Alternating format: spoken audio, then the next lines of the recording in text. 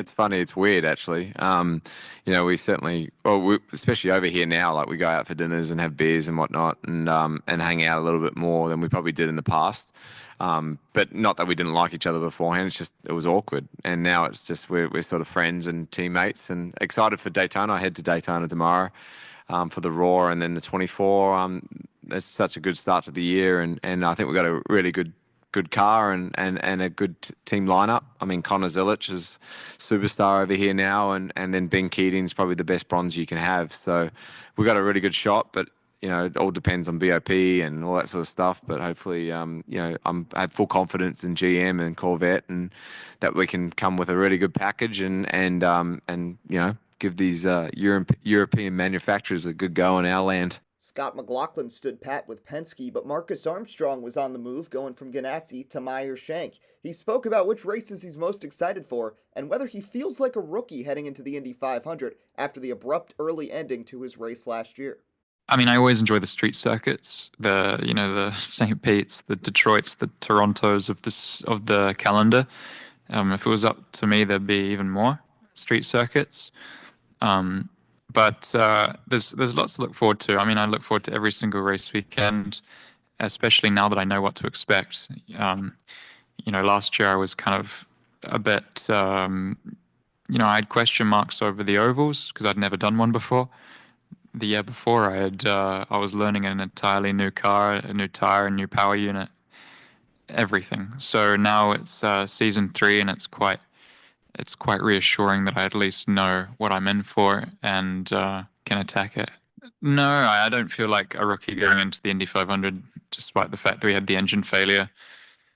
Last year was difficult as a rookie because we had a lot of rain anyway. Like, we didn't get a lot of laps, but it's important to sort of go through the motions as well. Like, the whole month is quite jam-packed, and even optimizing the schedule logistically, it actually makes a difference. And having done it, I kind of know what I'd do differently. One major storyline of the offseason is PREMA's move to IndyCar. Calum Ilott described how it's going for the experienced Italian constructor. I think there's a lot of people curious. A lot of people know PREMA's history, and if you don't, they are the most successful junior Formula team that there is, and they've won in almost everything they've competed in.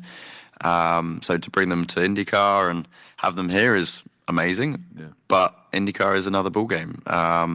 We're going to have to work hard. It's not going to be easy, and especially not with everyone else having the same car for 10 plus years.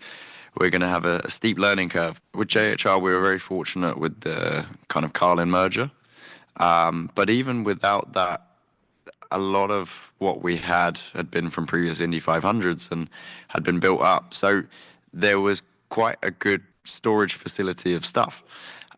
With us, it's kind of everything we need we have to find or build and start from scratch. So it's quite an odd thing, especially for some of the people within the team that have been in other IndyCar teams, to kind of go, where do we get this? Okay, we have to order it. I'm going to have to wait a little bit. But no, for anyone who's seen PREMA in Europe and then what we've created in Fishers, I say we like I built it. No, they did an amazing job. So how did Ilott find out about this opportunity? I was in touch with Rene, who was my contact for all the years I was in Europe, and big boss. And I'd been asking him, I'm like, so you're gonna be doing IndyCar? I knew end of 2023 that they were going to be doing this, and he's like, shh, we're not.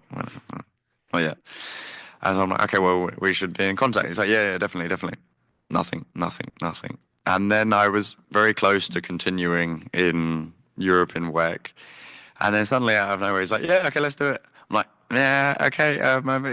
It's not. You could have told me like a couple of weeks in advance. That would have been great. But yeah, once it was a project that I was very interested in and wanted to be a part of, because I knew the way that they were going to do it and are going to do it is hopefully going to be another level. But it will take time, and yeah, I'm super excited to be a part of it. So as soon as we got the ball rolling, it was pretty easy. Just had to wait for the factory to be ready, because we were running out of a small shop end of last season. That's where I did the seat fit, and we're ready to go, hopefully.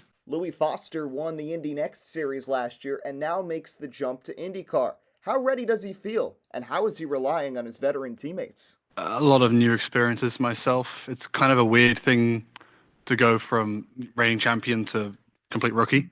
So it's a very stark difference. But I think, the same approach in every championship I've taken is the same one I'm going to take for IndyCar. Obviously, it's going to be a much bigger step than I've ever had before in terms of competition. But, we've worked really hard, the team, myself, learning each other, getting to know each other, me trying to get the ball rolling immediately with the new things for myself that there isn't an Indy NXT, like fuel saving or pit stops, hybrid, all that kind of stuff. Also just race distances as well, how long it is compared to Indy NXT. So there's a lot of new things, but I feel like we've kind of hit the marks we wanted to hit at this point already, and we've still got one more test to go.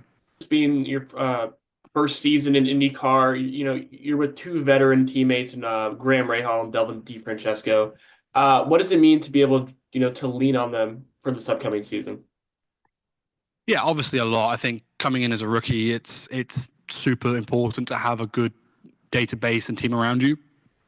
And with, especially Graham, who's been in the series for so many years, he has just such a wide amount of knowledge and information that I can feed off of.